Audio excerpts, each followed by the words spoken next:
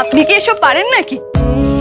ডিভোর্সের আগে যাকে চিনতাম সে কোনোদিনও ঘর করতে চায়নি। আজ রায়কে দেখছি ঘর বাইরে সব কি ভালো সামলাচ্ছে। সাধারণ।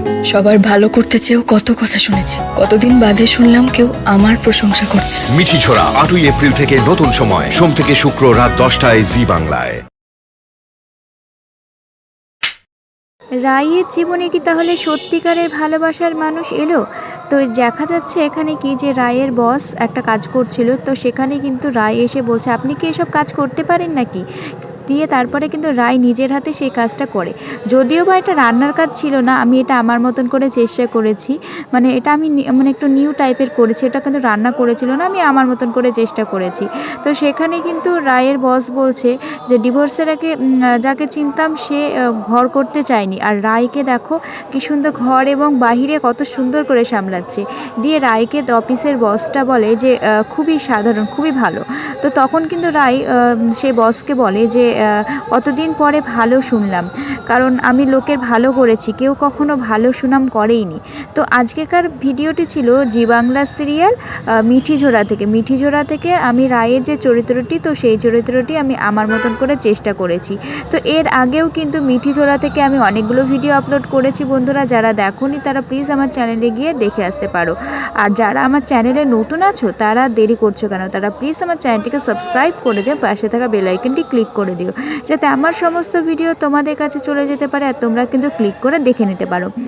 আর এরকম ছোট ছোট কিন্তু আমি প্রোমো ভিডিও করি, শুধু মিঠিঝোড়া থেকে নয়, স্টার জলসা এবং জি বাংলা সিরিয়াল অনেক ভিডিও আমি ট্রাই করি আমার মতন করে। তো এটা হচ্ছে আমার নতুন চ্যানেল, তোমরা দেখেই বুঝতে পেরেছো।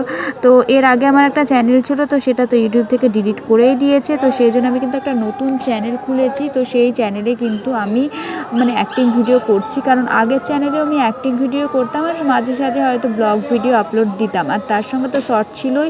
আর আমার ওখানে মোটামুটি 4200 মতন ভিডিও ছিল। সত্যি অনেক দুঃখজনক ঘটনা আমি জানি, কারণ বৈশাখ মাসেই আমার চ্যানেলটা ডিলিট হয়ে গেছে, আর এই জ্যৈষ্ঠ মাসে মানে এই মাসেই কিন্তু আমার ফার্স্ট পেমেন্টটা আসার কথা ছিল, কিন্তু পেমেন্ট পাওয়ার আগেই কিন্তু আমার চ্যানেলটা ইউটিউব থেকে ডিলিট করে দিয়েছে। তো ওই জন্য কিন্তু আমি একটা চ্যানেল খুলে নিয়েছি। তো জানি না এই চ্যানেলটা কি হবে, তো দেখা যাক কি হয় না হয়।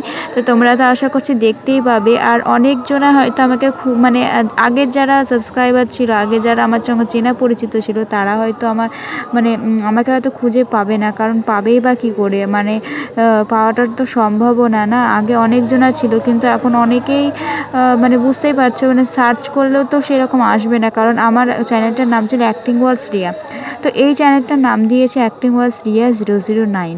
তো যদি এর আগে আমাকে অ্যাক্টিং ভিডিওতে দেখে থাকো তাহলে অবশ্যই কিন্তু আমাকে কমেন্টস করে জানাতে ভুলবে না, কারণ তাহলে আমার বুঝতে সুবিধা হবে যে তোমরা চেনা জানার মধ্যে আমাকে কেউ আবারও দেখছো। তো যাই হোক বন্ধুরা, আজকেকার মতো ভিডিওটা এখানেই শেষ করলাম। সবাই ভালো থেকো, সুস্থ থেকো। নতুন কোনো অ্যাক্টিং ভিডিওর সাথে খুব তাড়াতাড়ি দেখা হচ্ছে। সবাইকে শুভরাত্রি আর সবাইকে টাটা।